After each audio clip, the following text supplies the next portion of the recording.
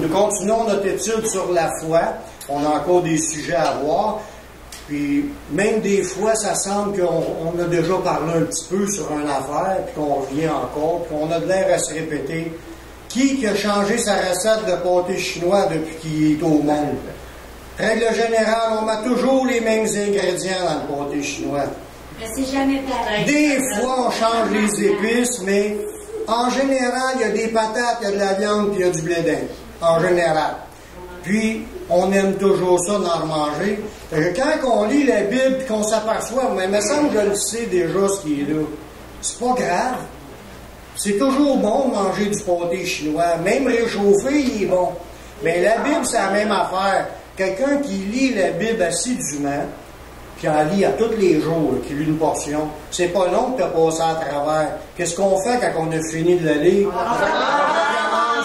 Puis là, tu la remets à lire. Quand tu as fini, tu recommences. C'est sûr que des choses, tu vas dire, je le sais déjà, oui, mais ça fait du bien de leur passer, de le réapprendre, de le réentendre. Ça fait le même effet.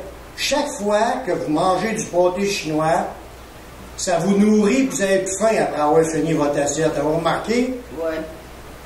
Puis même si tu en mangeras tous les midis, pendant toute la semaine, à chaque fois, tu auras plus faim quand tu as fini de manger. Vrai ou faux? Ouais. Donc, ça fait le même effet, même si ça sera quelque chose que tu connais, puis c'est la même batch que tu remanges toute la semaine, elle fait encore le même effet à te nourrir. Mais entendre la parole de Dieu, c'est la même affaire. Même si tu entendrais les mêmes versets tous les jours, ça va toujours te nourrir spirituellement. Ça va toujours être bon pour ton âme et ton esprit. La parole de Dieu, quand elle lit, c'est pas pour nourrir ton corps, c'est pour nourrir ton âme et ton esprit. C'est une nourriture spirituelle. On a besoin d'en manger, même si on l'a déjà entendu. On le réentend, puis ça nous fait encore du bien, puis ça nous nourrit, puis on sort le ventre plein, spirituellement parlant. Tannez-vous pas. Tannez-vous pas. Si vous n'aimez pas le blé d'Inde, vous pouvez mettre d'autres choses, mais mangez tout le temps. Dites-vous pas, je vais faire une grève de la faim parce que j'aime plus le pâté chinois. Tu peux pas faire ça. Tu vas manger autre chose. Avec ta viande hachée, tu peux faire d'autres choses. Et d'autres versets. Il y a d'autres versets, mais on finit toujours par revenir avec les mêmes ingrédients de viande puis de légumes. C'est toujours les mêmes choses, mais préparées différemment. Mais la vie chrétienne, c'est ça. Pour ceux qui se disent, moi, je vais en apprendre plus, j'ai faim, j'ai soif. Vous êtes à la bonne endroit. Vous allez entendre des choses qui vont faire clic, les petits lumières s'allument à mesure qu'on apprend. C'est le fun. C'est Dieu qui nous parle. Le Saint-Esprit veut nous faire comprendre sa parole. Le sujet qu'on regarde de ce temps-ci, si on parle sur la foi, on veut stimuler la foi des gens. On veut parler de la foi, mais dans différentes facettes, pour que les gens réalisent que, premièrement, que c'est important de marcher par la foi. Tout se gagne par la foi. Tu ne peux pas plaire à Dieu si tu n'as pas la foi. Il faut que tu apprennes que c'est la seule chose qui plaît à Dieu, c'est des gens qui ont la foi. La foi, c'est important, ça te sauve. C'est à cause de ta foi que tu vas saisir les cadeaux de Dieu. C'est à cause de ta foi que tu vas grandir spirituellement, puis que tu vas avancer dans cette vie, puis que ta vie va être changée. On apprend sur la foi toutes sortes de facettes. Aujourd'hui, la semaine passée, j'ai parlé de la foi. C'est par la foi que nous croyons qu'il y a un Dieu qui est créateur de toutes choses. Où est-ce qu'on voit ça, que Dieu a tout créé? Dans la Bible. Dans la Bible, ça l'explique. Qu'au commencement, Dieu créa le ciel et la terre. Puis là, ça dit que la terre est informe et vide. Puis là, ça dit... Mais quand que la Bible elle nous parle de cela, il y a des mots là-dedans qui veulent dire que c'est Dieu qui a matérialisé toute chose. C'est pas apparu tout seul.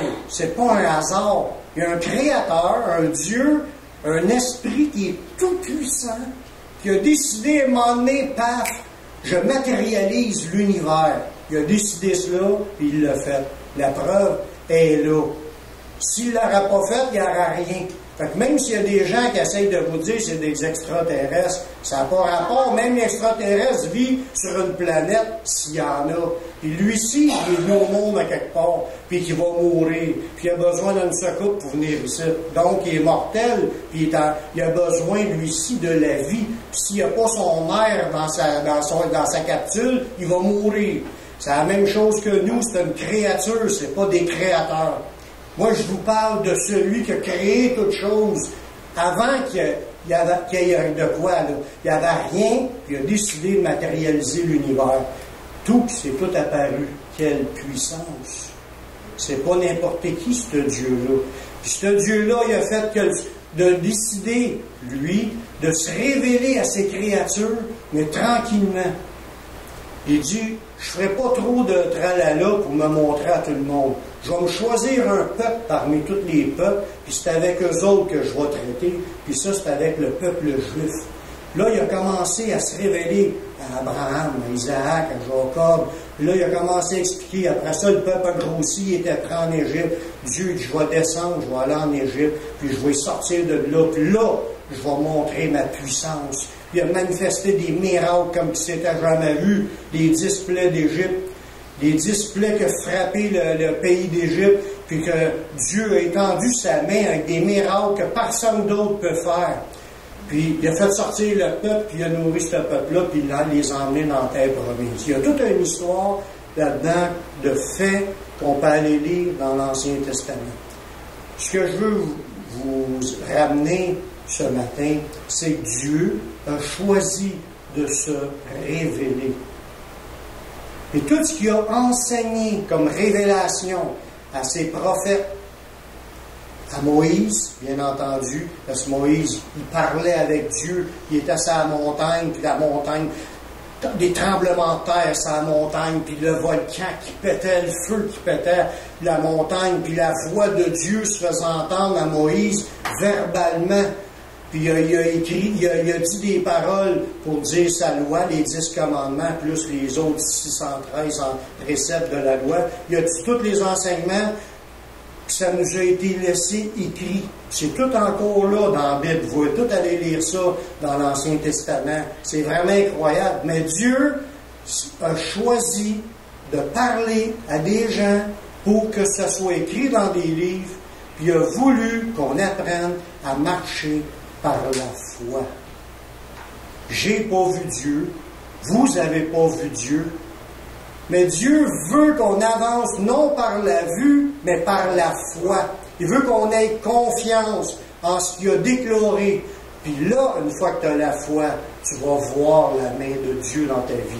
Ta vie va commencer à changer. Il va se passer des choses que tu n'auras pas vues avant, mais là, tu les vois parce que tu le sais qu'il est là, puis tu peux lui demander des affaires, puis tu le vois agir dans ta vie, tu vas t'apercevoir qu'il est là. C'est le même qui a choisi de se manifester. La foi, oui, on veut la foi. On veut marcher par la foi, mais la foi en qui ou en quoi? Là, ça compte. Il y a tellement d'options, de choses différentes qu'on peut croire, mais il y a juste une seule Bible. Moi, je vous parle de la foi en la parole de Dieu.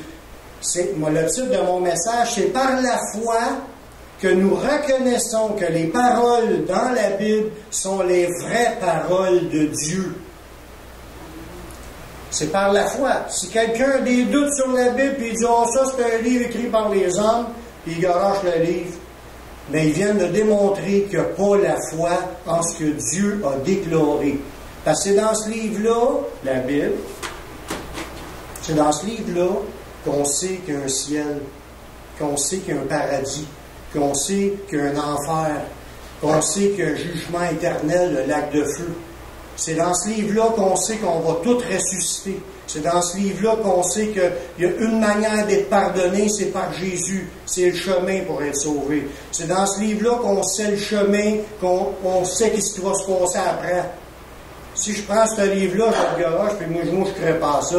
On vient de déclarer qu'on n'avait pas la foi. Puis Dieu nous demande de marcher par la foi en ce qu'il nous a révélé, pour arriver à croire que qu'est-ce qu'il a dit, C'est les vraies paroles de Dieu. C'est là-dedans qu'on va regarder aujourd'hui. Nous, les humains vivant dans le 21e siècle après Jésus-Christ, nous devons prendre une décision qui changera le cours de notre existence. On est 21e siècle après Jésus, mais il y avait eu des siècles avant Jésus. Ça fait 68 siècles qu'il y a de la vie sur la terre depuis Adam et Ève. On est à l'entour 5800 quelque chose. Fait que ça fait 58 siècles, pardon, que la race humaine existe. Puis nous, 58 siècles après le début de la création d'Adam et Ève, on a à prendre une décision. Dieu, il existe-tu? La première décision. Une fois que tu sais, oui, je suis prêt à admettre qu'il y a un Dieu, il m'a-tu parlé à quelque part? C'est la deuxième question que je dois me poser. Il a-tu parlé? Il a-tu dit quelque chose? Ben oui, il a dit des choses. Puis il n'y a pas beaucoup de dieux qui ont révélé des choses à leurs prophètes, des choses pour dire d'où ce qu'on vient, où ce qu'on va, puis qu'est-ce qui va se produire dans l'histoire. La seule place qu'on trouve ces paroles-là, c'est dans ce livre-là, la Bible. Dans l'Ancien Testament, Dieu a parlé. Jusqu'à Jésus, il a parlé, puis il a annoncé même des choses à venir. Il n'y a pas grand monde qui a fait ça. Je vais vous lire un passage dans l'Ancien, dans Deutéronome, chapitre 4, le verset 32. Dieu, comme j'ai dit tantôt, il avait choisi le peuple juif pour les représenter, pour que ce peuple-là soit le peuple qui représente Dieu sur la terre. Puis Dieu a parlé à ce peuple-là. Dieu a parlé à ce peuple-là, puis il voulait se servir de ce peuple-là. Qui est le Dieu? Y a-t-il un Dieu qui s'est révélé aux humains? C'est ce qu'on va voir dans ce verset-là. Là, Dieu il est en train de parler quand on commence à aller au verset 32. Interroge les temps anciens qui t'ont précédé, depuis le jour où Dieu créa l'homme sur la terre, d'une extrémité du ciel à l'autre. Y a-t-il eu jamais si grand événement, et a-t-on jamais, oui, chose semblable? Fut-il jamais un peuple qui entendit la voix de Dieu parlant du feu comme tu l'as entendu, et qui soit demeuré vivant?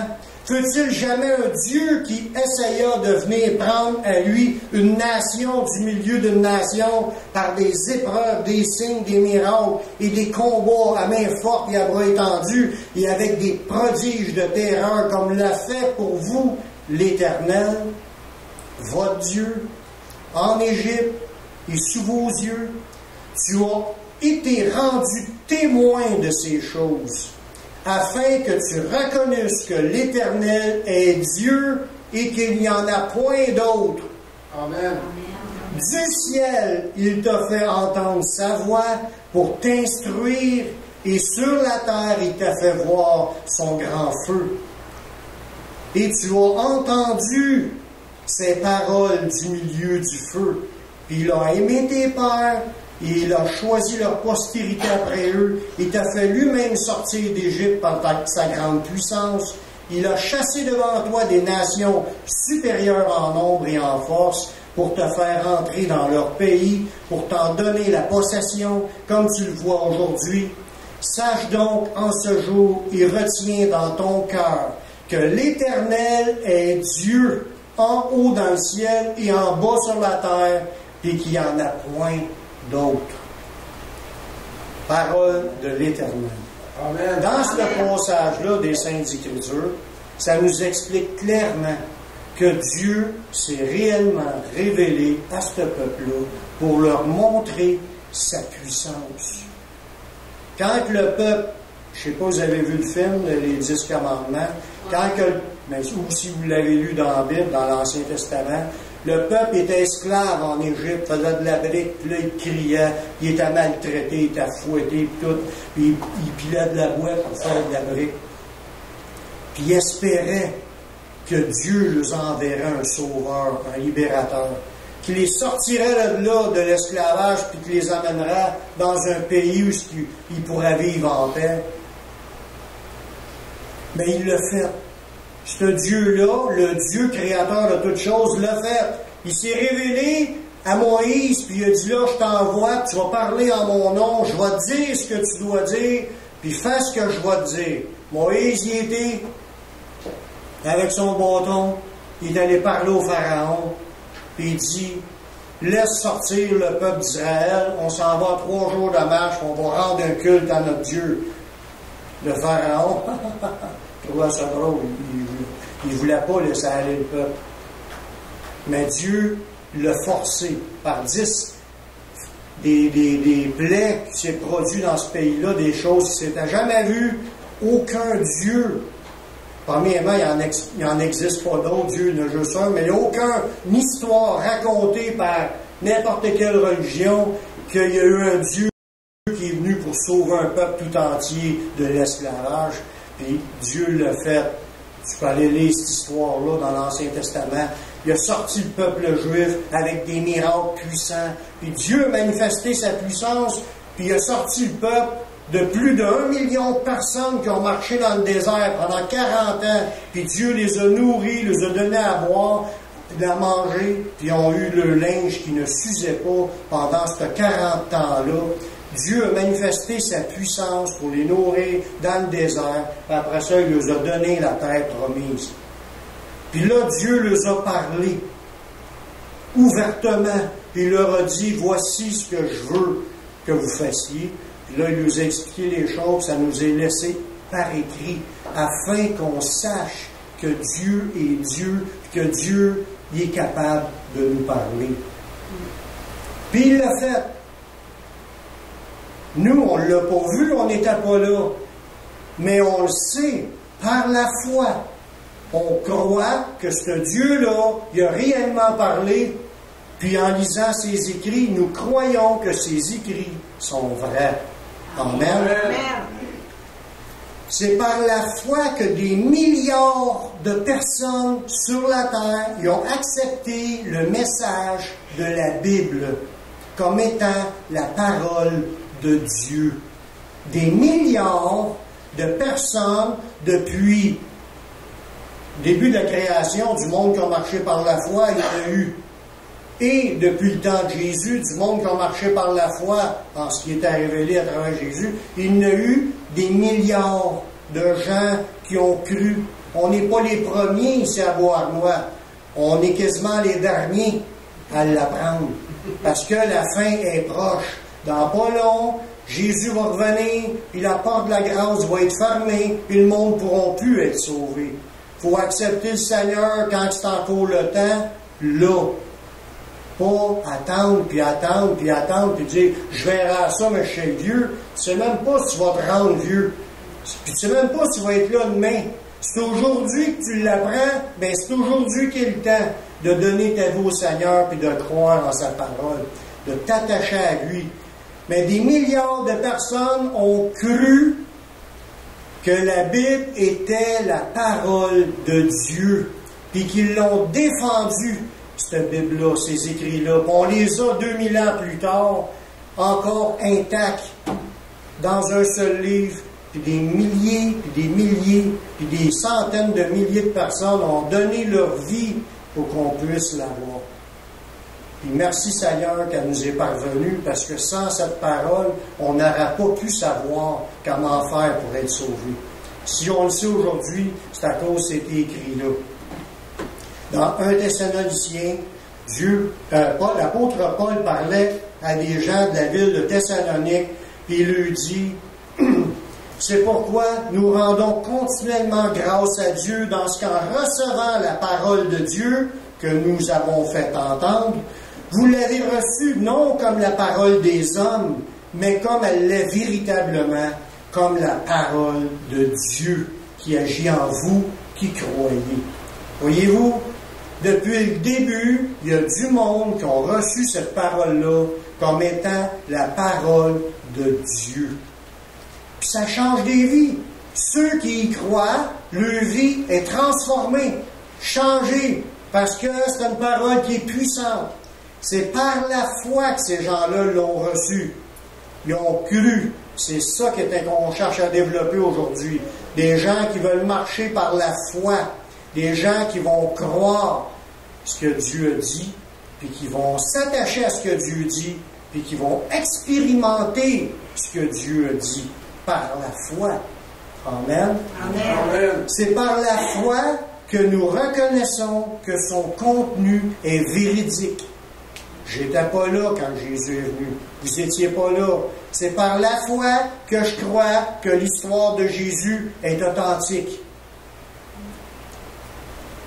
Luc nous dit au début du chapitre 1, verset 1, qu'il y en a plusieurs qui ont entrepris d'écrire ces choses-là au temps de Jésus. Il y en a au moins 4, parce qu'on a encore les 4 évangiles qui nous racontent l'histoire de Jésus, puis ses enseignements, ses miracles. Puis ils les ont écrits, puis ces livres-là, on les a encore 2000 ans plus tard. Puis Luc, un des 4 qui l'a écrit, il nous explique sur quoi que c'est basé pour écrire cette histoire-là. Il dit, plusieurs ayant entrepris de composer un récit des événements qui se sont accomplis parmi nous, parce que là, c'était des événements importants, puis il ne voulait pas que ça soit oublié. Puis il y en a plusieurs qui avaient entrepris de tout écrire ce qu'ils venaient de voir dans la vie de Jésus. Et suivant ce qu'ils nous ont transmis, ceux qui ont été des témoins oculaires. Fait que là, on parle qu'il y a des gens qui ont été questionnés pour écrire ces récits-là, des gens qui étaient des témoins oculaires, qui ont vu Jésus de leurs yeux. Ils ont entendu Jésus de leur oreille. Ils étaient des témoins, puis ils ont rédigé ce qu'ils ont vu et entendu. Ils sont devenus même des ministres de la parole, ces gens-là. Des gens qui sont devenus des apôtres ou des pasteurs ou des évangélistes. Mais des gens qui étaient là depuis le début puis ont tout entendu. Là, Luc, il continue au verset 3, il dit « Il m'a semblé bon, après avoir fait des recherches exactes sur toutes les choses depuis leur origine, de te les exposer d'une manière suivie. » Là, il parle à l'excellent Théophile, « afin que tu reconnaisses la certitude des enseignements que tu as reçus. » Ce qu'on avait besoin pour avoir une certitude sur les enseignements, pour avoir une certitude, il faut que tu aies des faits véridiques rapportés. Si on a une certitude aujourd'hui on a la foi, on a une certitude sur ce qui a été écrit, c'est vraiment la parole de Dieu, c'est parce qu'on sait que ce qui est écrit, ça a été amené par des gens qui étaient des témoins oculaires. Des gens qui étaient là, c'est basé sur des faits. Il a fait quasiment comme la job d'un journaliste, puis il a questionné tout le monde, puis il a mis par écrit d'une manière suivie les différents événements qui étaient arrivés. D'après les témoins oculaires, il a rédigé un rapport, c'est devenu l'Évangile de Luc. Si aujourd'hui, je reconnais que c'est la parole de Dieu, c'est par la foi que je reconnais que c'est la parole de Dieu, parce que je sais que ce qui a été écrit a été révélé par des gens qui étaient des témoins oculaires. Amen. Amen. C'est par la foi que je crois que c'est la parole de Dieu. Je n'étais pas là, mais on est là pour parler à quoi qu'elle sert la foi.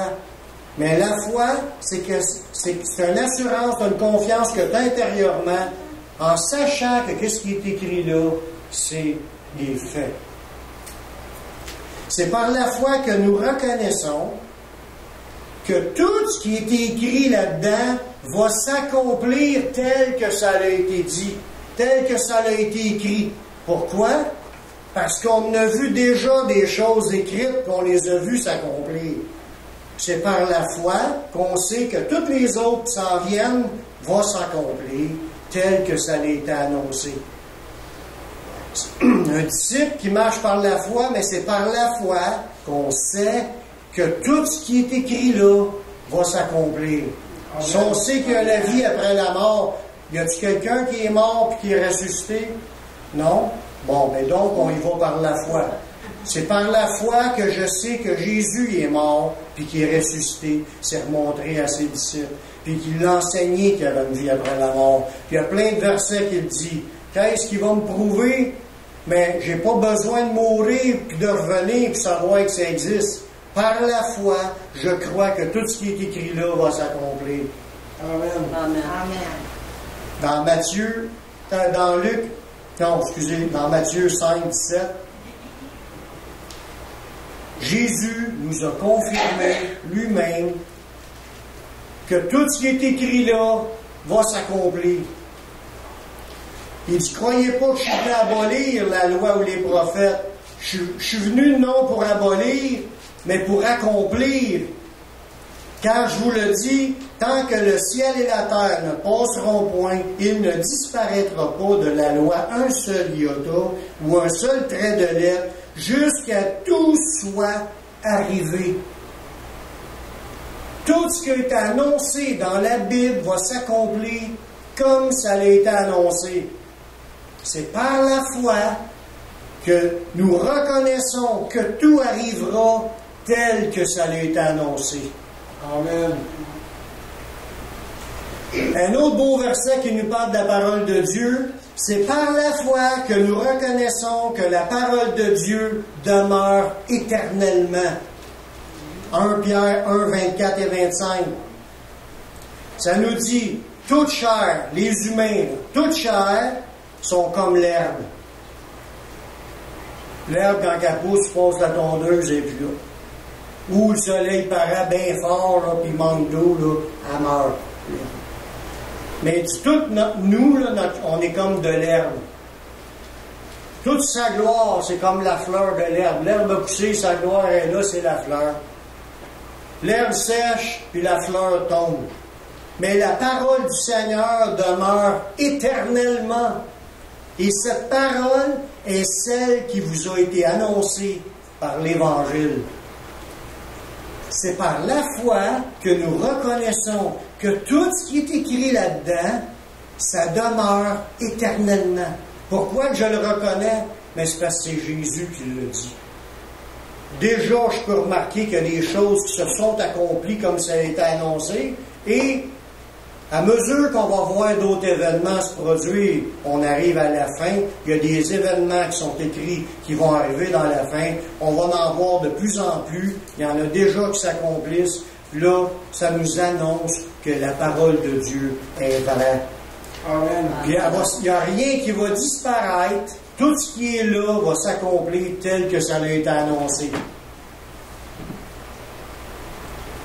Pire que ça, le fait qu'elle demeure éternellement, c'est qu'elle va être encore là à la fin, après que la vie terrestre soit passée. Parce que même que la vie terrestre soit passée, la Bible nous le dit, tout l'univers physique que nous voyons présentement va être roulé comme un vieux vêtement, va disparaître. Dieu va scraper cette création-là, il va créer un nouveau ciel et une nouvelle terre, où ce que la justice va habiter, où cette terre, où ce qu'on vit présentement, qui a été maudite par Dieu au début de la création, où ce qui nous pousse des épines et des ronces, et que c'est à force de peine qu'on tient notre nourriture, mais ça n'existera plus.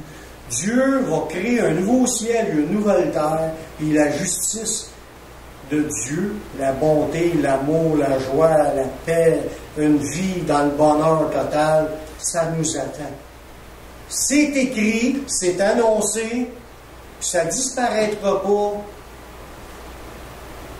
Elle ne disparaîtra pas, que tout va s'accomplir comme c'est annoncé. C'est par la foi que nous croyons que tout ce qui est écrit là, on va le voir. Amen. Parce que Dieu ne ment point. Amen, c'est ça qui est le point. Dieu ne ment pas. C'est par la foi que nous reconnaissons que son message, qui est écrit là dans le Nouveau Testament, nous a sauvés. Tous ceux qui ont expérimenté la nouvelle naissance, qui ont donné le vœu au Seigneur, se sont repentis, ont demandé pardon au Seigneur pour leurs péchés. Puis là, ils ont prié le Seigneur, puis qu'ils ont reçu le Saint-Esprit. Leur vie a commencé à changer, puis ils ne se reconnaissent plus. On est différents. Il y a de quoi qui se passe, qu'on est emmené dans d'autres manières de penser, que là, on se met à croire à Dieu encore plus qu'avant, puis que là, on a soif de Dieu, on va entendre parler de Dieu, on veut louer Dieu, on veut chercher Dieu, on veut parler de Dieu. Notre vie change quand tu es avec Dieu. Amen. Gloire à Dieu. Puis on l'a expérimenté. C'est par la foi qu'on reconnaît que ce qu'on a expérimenté, ben on a été sauvés à cause de la parole de Dieu. Parce que c'est en écoutant ce qui a été dit là-dedans qu'on a compris et qu'on a vécu une nouvelle vie. Parce que sans l'avoir compris, en l'ayant entendu et lu et vu, on n'aurait pas vécu. Si on l'a vécu quelque chose, c'est parce que c'était écrit, on en a pris connaissance, c'est par la foi qu'on dit. C'est pas à cause de mes thérapies que j'ai changé, je n'ai pas suivi de thérapie. C'est pas à cause que j'ai décidé d'être un meilleur garçon. Je n'ai jamais été un bon garçon dans ma vie naturelle. S'il y a de quoi de bon aujourd'hui, c'est parce que j'ai donné ma vie au Seigneur, puis depuis ce temps-là que ma vie change, puis je peux le dire, je suis pas gêné de le dire, Dieu change encore des vies 2000 ans plus tard. Jésus change encore des vies 2000 ans plus tard. Et tous peuvent aller à lui et être changés. C'est par la foi qu'on peut aller le chercher. Ça prend de la foi. Je vous encourage avec ces paroles-là à mettre votre foi en Jésus. Amen. Dans Romains 1, 16, car j'ai point honte de l'Évangile. C'est une puissance de Dieu pour le salut de quiconque croit. Faites-vous partie des quiconques? Oui. Amen. Vous pouvez être sauvés. Quiconque veut y croire en l'Évangile, j'ai point honte de l'Évangile, c'est une puissance de Dieu pour le salut de quiconque croit. Tu veux être sauvé? Mets-toi à croire. Mets ta foi dans ce qui est écrit là, ta vie va commencer à changer. Amen. Amen. C'est par la foi que nous reconnaissons que la parole de Dieu nous a transformés. On voit ça dans 1 Pierre 1, 23. Puisque vous avez été régénérés, non par une semence corruptible, mais par une semence incorruptible, par la parole vivante et permanente de Dieu. Et où cette parole vivante et permanente de Dieu est dans ce livre. C'est ce livre, une fois que tu laisses rentrer les idées qui sont écrites là, ça renverse tes pensées. Une fois que tu te mets à comprendre ce qui est là, parce que tu lis, tu demandes à Dieu qu'il te montre des affaires, ou tu entends parler de la parole de Dieu parce que tu vas dans une réunion où ce qui explique la parole de Dieu, tu laisses rentrer les choses, puis tu dis, oh ça, je veux croire à ça, oh ça, je crois à ça, oh je sais que Jésus est venu, je sais qu'il a dit ça. Ta vie commence à changer parce que tu laisses rentrer les paroles de Dieu. Mais la parole de Dieu est une puissance qui régénère. Ça, régénérer, c'est transformer tes gènes. Ta génétique qui tourne dans le mal, on a tous des génétiques qui tournent dans le mal. On a besoin d'être transformés. C'est en laissant entrer la parole de Dieu qu'on commence à changer. Plus tu vas la laisser pénétrer, puis tu vas l'accepter, parce que tu peux la lire, puis non, moi, non, on résiste. On l'entend, puis non, moi je l'entends, je veux pas. Mais là, tu ne changes pas. Mais si tu écoutes, puis tes deux yeux ouverts, puis tu te laisses changer dans ta pensée, tu dis oui, mais ta vie est en train de changer. Ta vie va changer, puis c'est pas parce que tu es meilleur subitement, non. C'est parce que c'est une puissance donnée par Dieu, qui vient de Dieu, dans les mots de Dieu écrits là, la parole de Dieu, qu'on la laisse rentrer dans notre esprit. C'est une semence que ça dit dans ce verset-là. Une semence incorruptible. Une semence qui n'a pas de corruption dedans. C'est une semence pure qui rentre dans ta vie, elle la transforme. En autant que tu la laisses entrer. Amen. C'est par la foi qu'on reconnaît que cette parole-là peut nous transformer ou qu'elle est en train de nous transformer. C'est important. Dans Hébreux 4.12, dans la même idée, la parole de Dieu est vivante, efficace, plus tranchante qu'une épée quelconque à deux tranchants, pénétrante jusqu'à partager l'âme et l'esprit, jointure et moelle, puis elle juge les sentiments et les pensées du cœur. Tu laisses rentrer la parole dans ton cœur, elle va faire son travail, parce que c'est une parole vivante, puissante, est efficace. Tu veux changer, laisse la Bible entrer dans ta vie.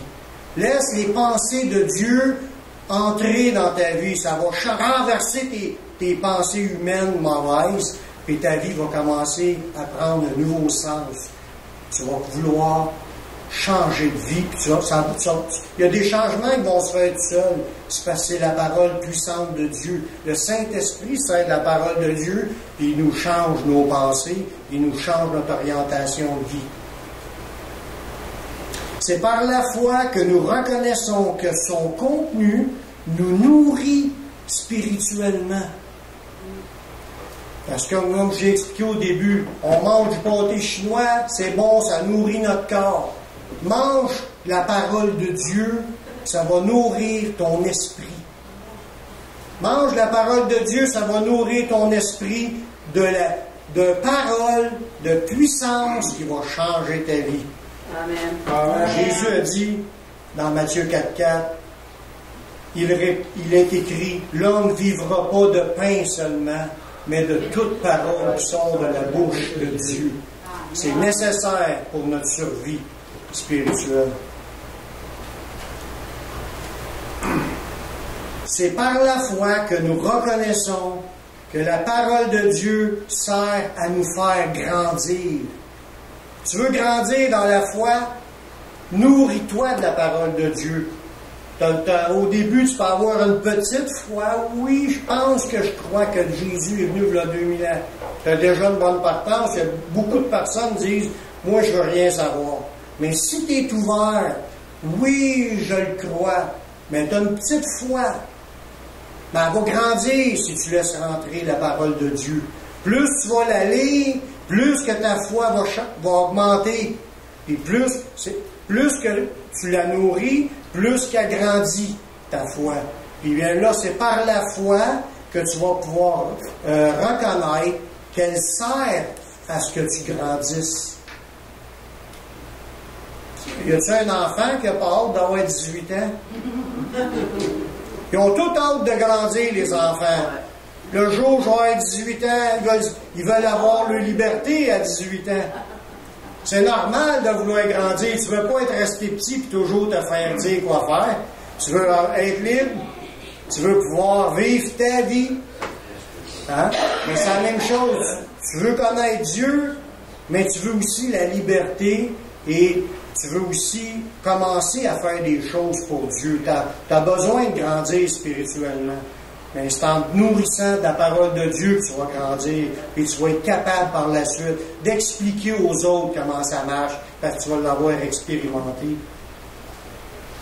Ça nous dit dans 2 Timothée 3,16, toute l'Écriture est inspirée de Dieu et utile pour enseigner, pour convaincre, pour corriger, pour instruire dans la justice. Tu as besoin de la parole de Dieu. C'est par la foi. Si tu as la foi, tu vas te mettre à la lire. Si tu as la foi, ou la lire ou l'écouter, tu vas t'intéresser à ce qui est écrit là, puis tu vas vouloir en apprendre plus. Dans le psaume 119, 130, ça dit « La révélation de tes paroles éclaire. Elle donne de l'intelligence aux simples. » Plus que tu vas te nourrir de la parole de Dieu, plus tu vas venir à être éclairé sur les choses de Dieu. Et plus que même si tu es une personne ordinaire, mais tu vas venir avec des paroles de sagesse qui vont sortir de ta bouche, les gens vont être étonnés d'entendre ce que tu vas pouvoir dire. Parce que c'est la parole de Dieu qui nous donne de l'intelligence et de la connaissance des choses de cette vie. Il y a des gens qui peuvent vous estimer, oui, mais quand les gens vous estiment, ils ne savent pas sur quoi. Ils s'estiment, mais sans connaître les vraies affaires. Ils vont vous dire leur point de vue non prouvé. Tandis que nous, la parole de Dieu a été mise à l'épreuve. Les prophéties se sont accomplies, puis il y en a d'autres qui vont s'accomplir dans la suite.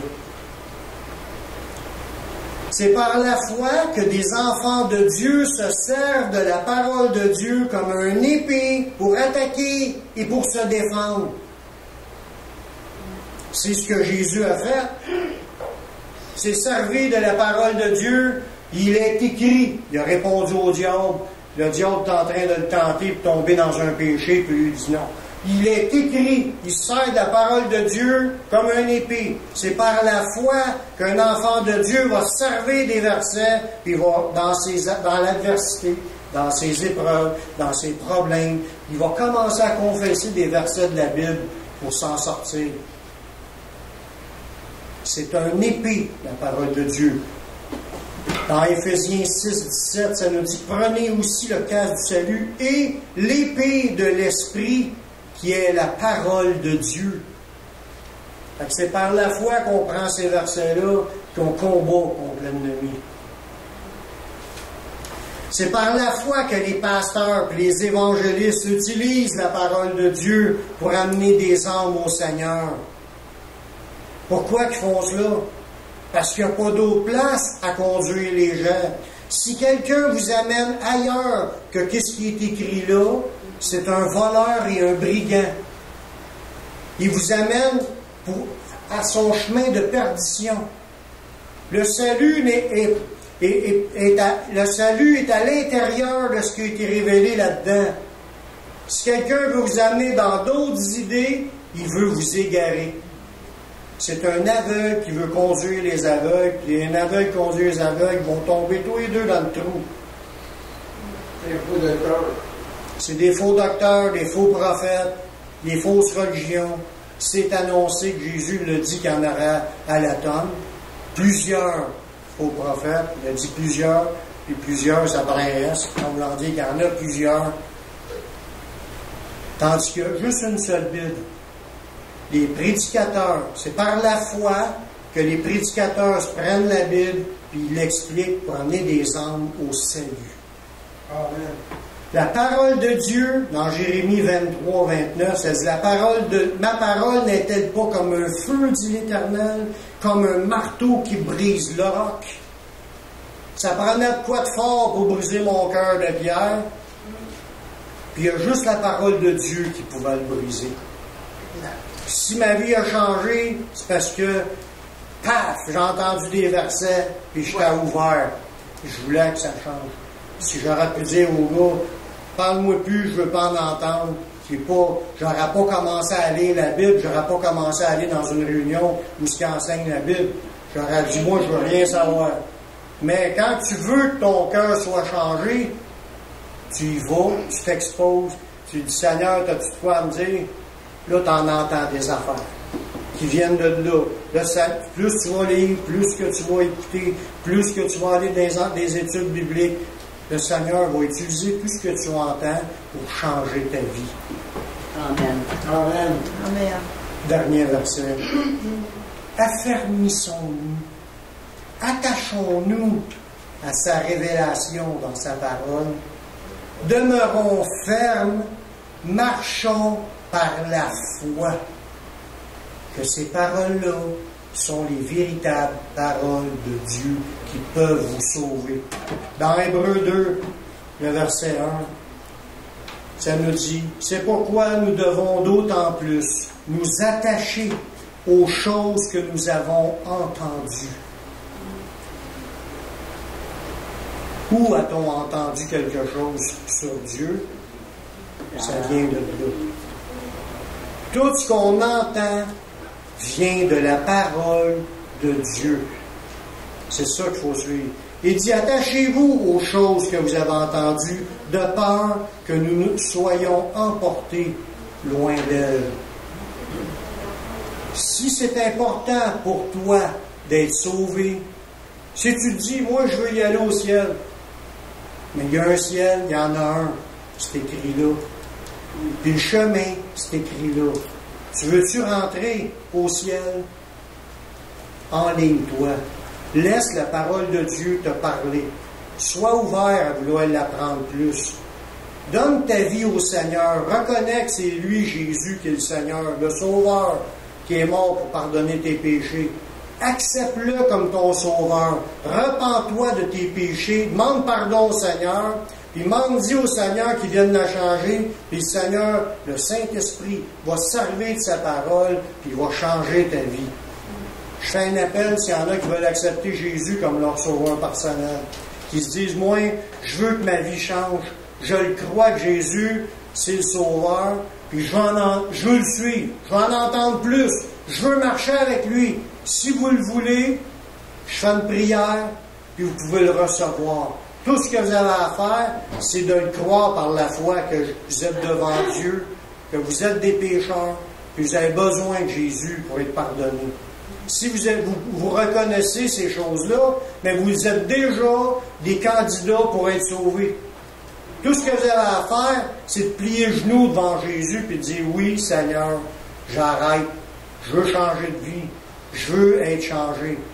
Le Seigneur va le faire. Il va pardonner tes péchés. Il va te donner son Saint-Esprit. Puis là, il va commencer à te parler avec ce livre-là. Puis il va changer ta vie. Tu vas être une nouvelle personne. Tu vas devenir un disciple de Jésus. Puis un jour, quand tu vas quitter ce monde, tu t'en vas pour le retrouver. Celui qui croit au Fils a la vie éternelle. C'est ce que ça nous dit. Il y a plein de passages qui en parlent. Dieu a tant aimé le monde qu'il a donné son Fils unique, Jésus, afin que quiconque croit en lui ne périsse point, mais qu'il ait la vie éternelle. Voulez-vous la vie éternelle? Oui. Bien, on va faire une prière ensemble, puis confesser au Seigneur que vous croyez en lui. Père, je reconnais que je suis un pécheur, que je suis perdu, mais je sais que Jésus est mort sur la croix, il a versé son sang pour que je puisse être pardonné. J'accepte Jésus comme mon Sauveur, comme mon Seigneur. Prends ma vie, je la donne. Je veux te suivre, te servir tous les jours de ma vie. Et donne-moi ton Saint-Esprit pour qu'il me conduise dans la voie de la vie éternelle. Amen.